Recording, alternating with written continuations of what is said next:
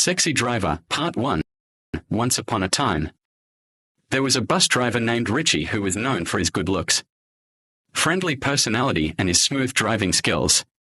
People from all around admires him a lot, most especially the ladies, blushing and giggling whenever they saw him, practically dragging themselves to sit beside him in his bus.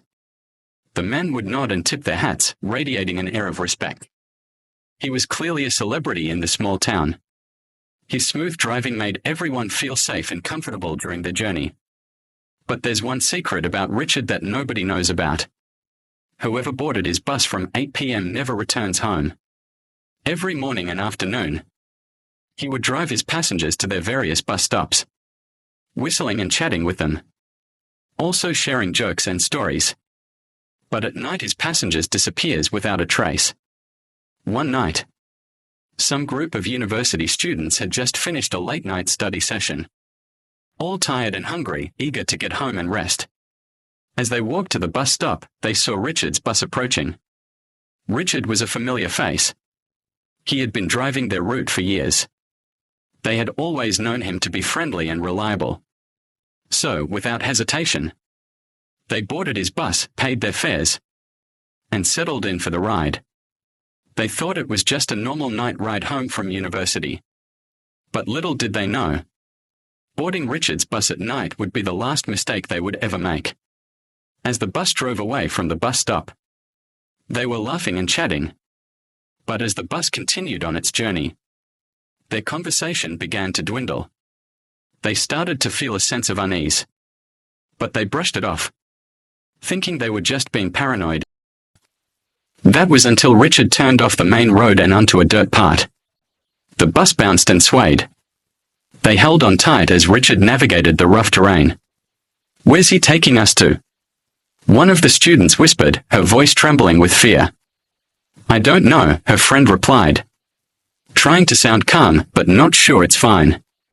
But as the bus drove deeper into the bush, the darkness seems to grow thicker, like a living thing.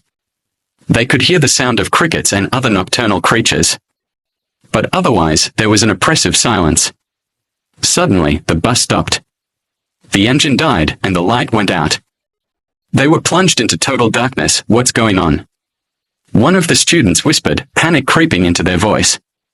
"I don't know," Richard replied, his voice low and menacing. "But you will find out soon enough." Sexy Driver Part 2. The students were trapped, alone and defenseless in the middle of nowhere. And as they waited in the darkness, their hearts pounded with fear. They knew they might never make it home. They never knew that Richard is a dangerous person at nights. That's when they saw them. Two hefty men and an herbalist, dressed in red robes, their faces painted with strange symbols. They were chanting and swaying, a sinister grin spreading across their faces. They realized, to their horror, that they had been kidnapped for ritual purposes. Richard had been driving them to their deaths. They panicked, screaming and crying, but their voices were drowned out by the chanting and the sound of drums beating in the distance. As the ritual reached its climax, they realized they were trapped. The men in red robes had surrounded them. They tried to struggle, but it was too late. One by one, they were being dragged into the darkness. As the men grabbed them, they felt a sense of despair wash over them. They knew they were going to die. The last thing they saw was Richard's eyes gleaming with malice. And then everything went blank. Sexy Driver Part 3. As days went by, the town was abuzz with the news of people's disappearance every night. Families and university students grieving beside themselves, searching for the answers that seemed to elude them. Posters and the pictures of the missing persons were plastered all over the town, and the police would work around the clocks to find any leads. But every night, more people would vanish, leaving behind only whispers and fears. The university was in uproar, with students demanding answers and justice for their missing friends. The families of the missing persons were beside themselves, searching for any glimmer of hope. But as the nights wore on, the disappearance continued, and the town was gripped with fear and uncertainty. No one knew who would be next, or where the missing persons had gone. The town became increasingly deserted, with people afraid to venture out after dark. The once thriving streets were now empty and silent, haunted by the whispers of the missing. And Richard, the bus driver, was still out there, driving his bus and preying on unsuspecting passengers, fueled by his insatiable ambition. One night, as Richard was driving his bus through the deserted streets to look for passengers, he noticed a police car following him. His heart skipped a beat as he realized he was being trailed. Richard's instincts kicked in, and he quickly turned off the main road onto a narrow dirt path. The police car followed, its tires screeching as it struggled to keep up with Richard's bus. Richard's bus bounced and swayed as he navigated the rough terrain, but he didn't slow down. He knew these roads like the back of his hand, and he was determined to shake off the police. The police car was closing in, its sirens blaring loudly, but Richard refused to give up. He pushed the bus to its limits, speeding through the darkness with a reckless abandon. Just when it seemed like the police were about to catch up, Richard spotted a narrow opening between two trees. Without hesitation, he swerved the bus into the opening, scraping against the trees as he went. The police car was too big to follow, and it was forced to stop at the entrance to the opening. Richard didn't look back, he just kept driving, his heart pounding with excitement. He eventually emerged from the trees and back onto the main road, where he slowed down and blended in with the other traffic. Richard breathed a sigh of relief as he realized he had escaped. He had outsmarted the police and was still one step ahead. But as he drove away from the scene, he couldn't shake off the feeling that he was being watched. He glanced in his rearview mirror, but there was no one there. Richard's instincts were telling him that he wasn't as safe as he thought. The police may have given up the chase, but what will happen if Richard fails to bring his passengers this night? Sexy Driver Part 4. Richard knew he couldn't afford to fail tonight. He had to bring back passengers to the herbalist, no matter what. The herbalist had warned him that if he failed to deliver, the consequences would be dire. Richard didn't know what that meant, but he didn't want to find out. He drove around the town, scouting for potential passengers, but every time he thought he had found someone, the police would appear out of nowhere, forcing him to abandon his plans. Richard was getting desperate. He knew he had to bring back passengers tonight, or else. Just when he thought all hope was lost, he spotted a group of people waiting at a bus stop. They were laughing and chatting, oblivious to the danger lurking nearby. Richard's eyes lit up with excitement. He had found his passengers. The next day, the police held a press conference to update the town on the missing persons case. The chief of police, a stern-looking man with a serious expression, stood at the podium and addressed the crowd. "Ladies and gentlemen," he began, "we have made a breakthrough in the case of the missing persons. Our investigation has led us to believe that a yellow bus driver is behind the disappearances."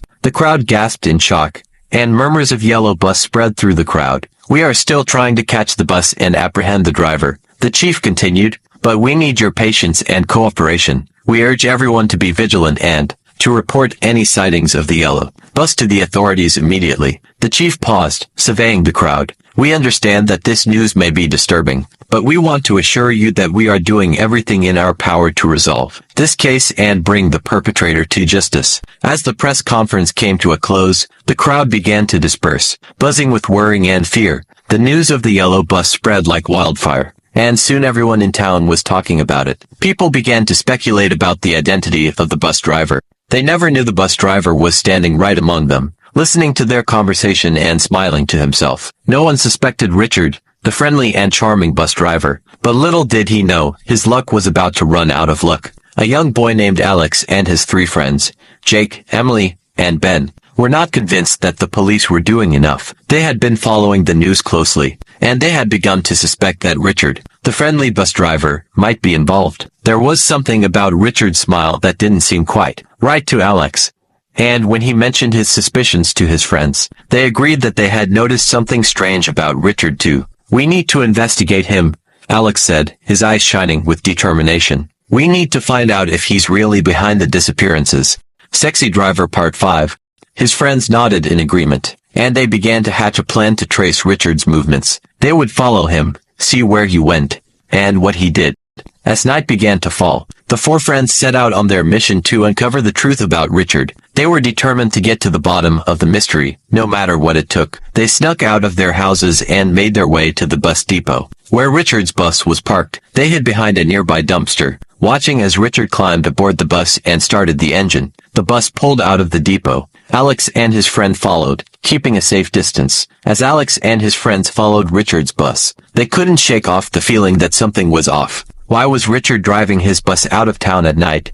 And where was he going? Their questions were soon answered as they watched Richard's bus stop at a secluded spot on the outskirts of town. The doors opened, and a group of people climbed aboard. Alex and his friends exchanged nervous glances. What was Richard doing, picking up passengers at this time of the night? It was around 10:30 p.m. They decided to investigate further and crept closer to the bus. As they peered through, what they saw behind him that made their hearts skip a beat. One of the passengers was familiar. It was one Mr. H, the local shopkeeper. Alex and his friends knew they had to get evidence. They quickly pulled out their phones and started taking videos and pictures of Richard and the passengers. As they continued to take videos and pictures, they noticed that Richard seemed to be heading out of town. They decided to follow him, staying at a safe distance. As Alex and his friends continued to follow Richard's bus, they eventually lost sight of it as it disappeared into the darkness. "We need to be careful," Emily said, his voice barely above a whisper. "If Richard sees us, he'll know we're onto him." "I know," Alex replied. "Let's head back home and come up with a plan." As they walked back to their homes, they couldn't stop talking about what they had just seen. "We have to tell the police," Ben said. "But we need to make sure we have enough evidence," Alex replied. "If we go to the police now, they might not believe us." "So what's the plan?" Emily asked. "I think we should wait till tomorrow," Alex said. "If Mr. Johnson returns home safely, then maybe we're just being paranoid. But if he doesn't come home, then we know something's seriously wrong. And then we'll go to the police?" Ben asked. Alex nodded. "With all the evidence we have, we'll make sure Richard pays for what he's done." The four friends nodded in agreement, their hearts still racing with excitement and fear. As they parted ways, Alex couldn't shake off the feeling that they were playing with fire, but he knew they had to do what was right. Tomorrow would bring the truth. Sexy Driver Part 6. The next morning, some townspeople gathered outside Mr. H's shop to buy provisions, waiting for him to open up for the day. But as the hours ticked by, there was no sign of Mr. H. One of the customers, Miss Mariam, decided to call his wife, Mrs. H, on the phone because this is unlike Mr. H at all. He's always so punctual and reliable. "Hello, Mrs. H, Miss Mariam said. "We're waiting for Mr. H to open up the shop, but he's not here. I was wondering if he's okay," she said. Mrs. H's voice trembled as she replied. "He didn't come home last night," she said, her voice shaking. "I've been trying to call him, but his phone is switched off." The news spread quickly among the townspeople, and soon everyone was talking about Mr. Johnson's disappearance. Alex and his friends, who had been watching from a distance, exchanged nervous glances. They knew that this was what they had been afraid of. "We have to tell the police now," Alex said, his voice firm. The others nodded in agreement, and together they set out to reveal the truth about Richard and his sinister plans. Alex and his friends knew they had to act fast. They quickly gathered their evidence, the videos and pictures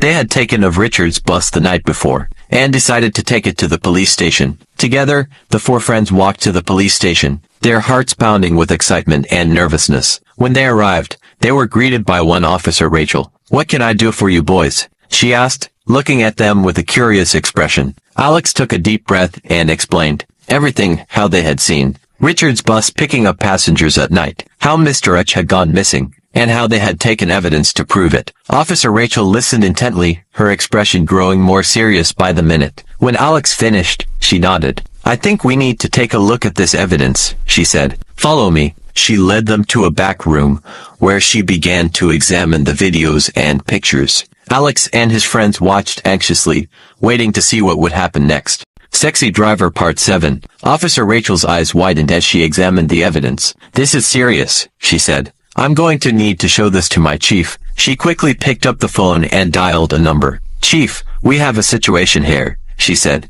"I need you to come down to the station ASAP." Alex and his friends exchanged nervous glances. They had never been involved in anything like this before. A few minutes later, the police chief arrived at the station. Officer Rachel briefed him on the situation, showing him the evidence. The chief's face turned grim. "We need to get to the bottom of this," he said. "I'm going to assign a team to investigate Richard and his bus." Alex and his friends felt a sense of relief wash over them. They had done the right thing, and now the police were taking action. They beamed with pride as they left the police station. They had solved the mystery, and they had made a difference. The police chief assigned a team to investigate Richard and his bus. They quickly got to work, reviewing the evidence and conducting interviews. They knew they had to act fast to apprehend Richard. They set up a sting operation. Using the evidence, Alex and his friends had gathered to track Richard's movements. Finally, after days of surveillance, the police got their chance. They ambushed Richard's bus on the outskirts of town, surrounding it with squad cars. Richard, realizing he was trapped, tried to make a run for it, but the police were too quick. They apprehended him and took him into custody. The police chief held a press to announce the arrest. The news of Richard's arrest spread. The townspeople were shocked and amazed. Richard, the bus driver. They asked each other in disbelief. How could it be? Mrs. Camisola, a local resident, asked. He's always been so friendly and helpful. I know, right? Replied Mr. Jenkins, the town's mayor. I've known Richard for years. He's always been a pillar of the community. The townspeople gathered outside the police station, eager to get a glimpse of Richard. When he was let out in handcuffs, they gasped in shock. It can't be, someone whispered. He's just a normal guy. The townspeople were stunned. They had been so blind to Richard's true nature. As Richard was taken away, the townspeople were left to wonder how they had been so deceived. They had trusted Richard with their children, with their safety. It was a hard lesson to learn, but they knew they would never take anything at face value again. Sexy Driver, the final part. Richard was later charged for multiple counts of kidnapping and murder. He was sentenced to life imprisonment. As the days passed, Richard sat in his cell, his mind growing increasingly unstable. He had been cut off from the herbalist's potions, and the passengers he had been bringing to him. As the days turned into weeks, Richard's behavior became erratic. He would laugh uncontrollably for hours, then suddenly become violent, attacking anyone who came near him. The police tried to intervene, but nothing seemed to work. They called in psychologists, psychiatrists, but no one could understand what was happening to Richard. It was as if he had been consumed by a madness that no one could cure. Finally, the police were forced to take drastic measures. They threw Richard into the dungeon, a cold, dark cell deep beneath the police station. The dungeon was a place where the most violent and disturbed prisoners were kept. It was a place of last resort, where hope went to die. Richard was left alone in the dungeon, with no food, no water, and no light. The police had given up on him, leaving him to rot in the darkness. As the days turned into weeks, Richard's screams echoed through the dungeon, a chilling reminder of the madness that had consumed him. And as the weeks turned into months, the screams slowly faded away, replaced by an eerie silence. Richard was still down there, alone in the darkness. The police had given up on him, but the darkness had not. It had taken him, body and soul. And there, in the depths of the dungeon, Richard would spend the rest of his life, trapped in a living nightmare from which he would never awaken.